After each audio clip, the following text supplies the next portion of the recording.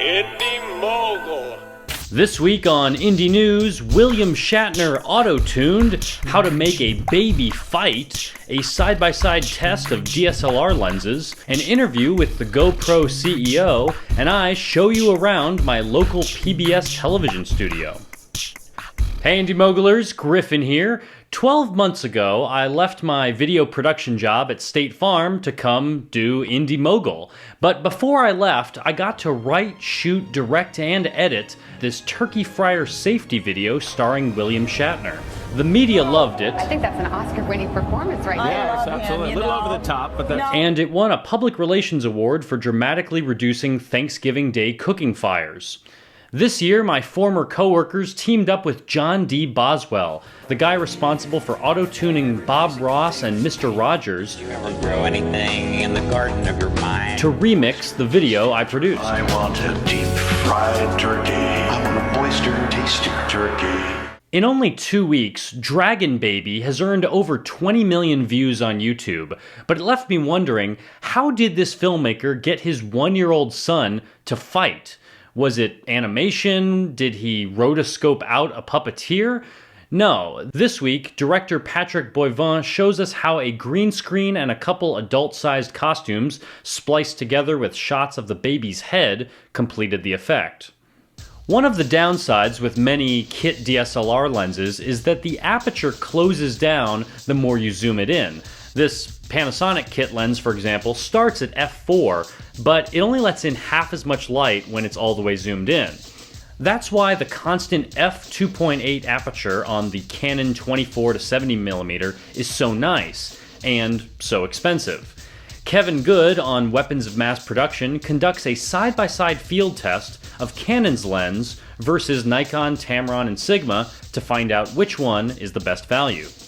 Did you know that the CEO of GoPro started as a surfer, and now his company makes over $250 million a year? 60 Minutes Australia shadowed CEO Nick Woodman to learn more about him and his fascinating product. This summer, I became a member of the board of trustees for my local PBS station, so I figured as long as I have access to the studio, I should show you around.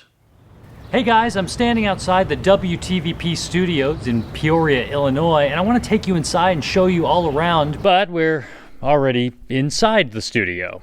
It's a big space, much bigger than my home studio, which is nice because each corner can house a different set for each show.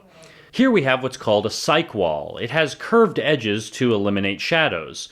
When it's lit, it simply looks like a blank void. Over the summer, I visited to shoot a channel promo against the green screen. Their production switcher has a built-in keyer, so they can do live chroma keying.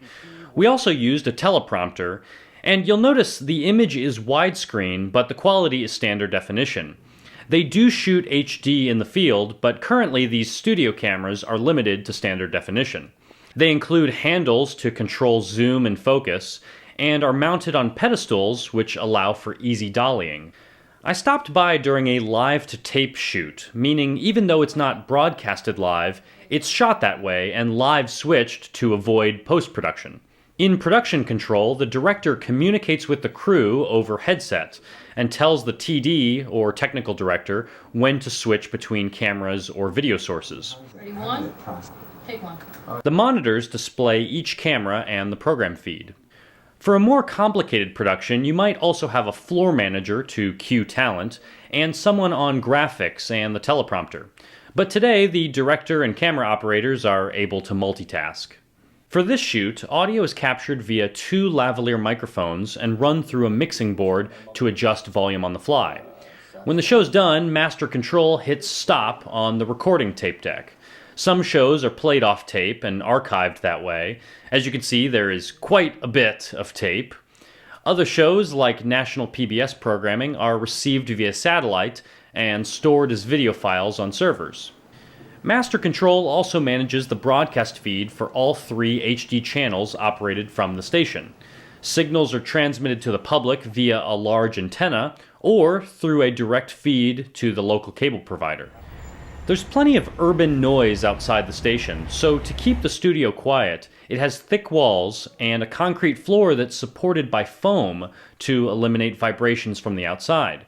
Even the air conditioning is special. Noisy air conditioning is the enemy of good audio, so this system moves huge volumes of air at a really slow speed to keep things nice and silent in the studio.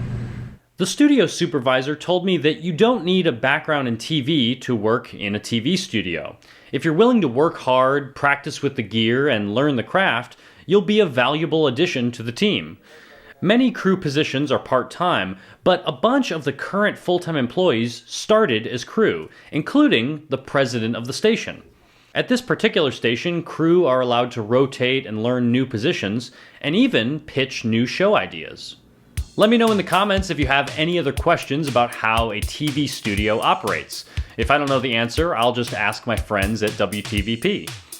On today's playlist, I have auto-tuned William Shatner, Dragon Baby behind the scenes, the DSLR lens comparison, the 60 Minutes interview with the founder of GoPro, and this week's new and notable video contests. Thanks for watching.